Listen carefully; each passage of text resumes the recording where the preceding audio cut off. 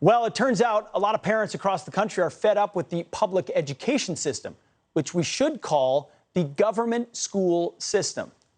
So much so that they're pulling their kids out of public schools by the truckloads and instead turning to private schools, Christian schools, charter schools, and homeschooling.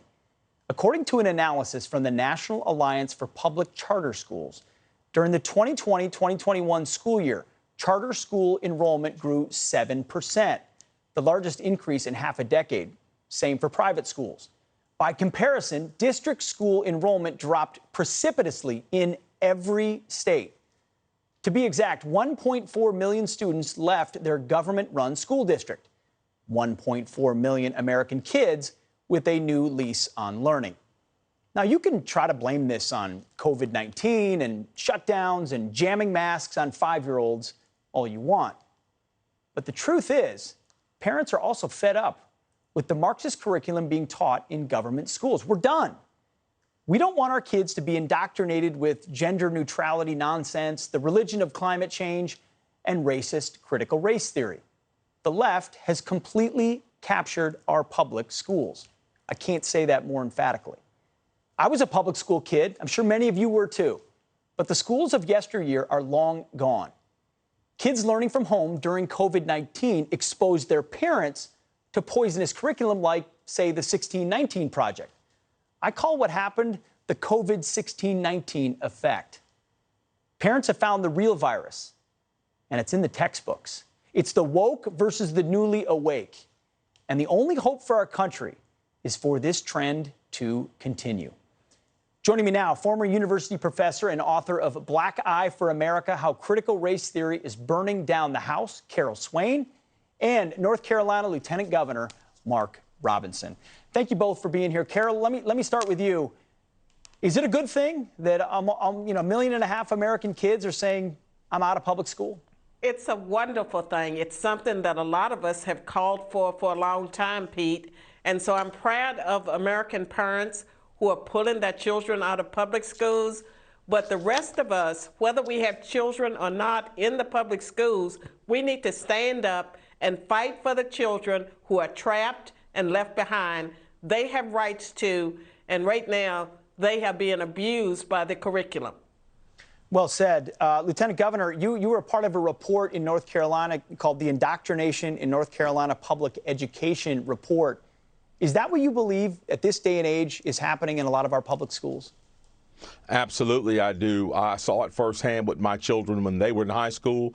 I saw it at the university level myself when I was an adult student in the university system. And the entire time that I've been involved in campaigning and now as Lieutenant Governor, folks have been reaching out to me all across the state with these concerns. This is not, as some politicians have claimed, a conspiracy-driven issue. This is a serious issue that we really need to tackle, and our office is doing everything that we can to do just that. You know, Carol, what are parents missing that say, well, my public school's okay, maybe there's a little bit of that stuff? When you send your kids to a public school in that sense, what are they missing out of that they otherwise should be getting? Well, they're missing out of the fact that the teachers are educated in critical race theory. And so they come out of the departments of education at the universities steeped in it. It is in the classrooms, and parents are just now, learning about something that has been going on for a long time. And it takes away from academic learning when advanced placement courses are removed from schools, when standards are lowered for minority students, when messages are sent about white privilege and minorities being victims and racism being permanent. That's something that's very damaging, and it creates a hostile learning environment for our students, hostile teaching environment for the teachers. It's not good for America. We need to keep pushing back. Lieutenant Governor, have you been called racist or on the wrong side of history for daring to dare that critical race theory or diversity, equity, inclusion maybe isn't a good thing in our public classrooms? Oh, absolutely. We had a major news outlet that featured a cartoon picturing me and another member of the state school board, a Native American woman, as Ku Klux Klansmen, because we simply want to teach what's right in history and what's right in the classroom.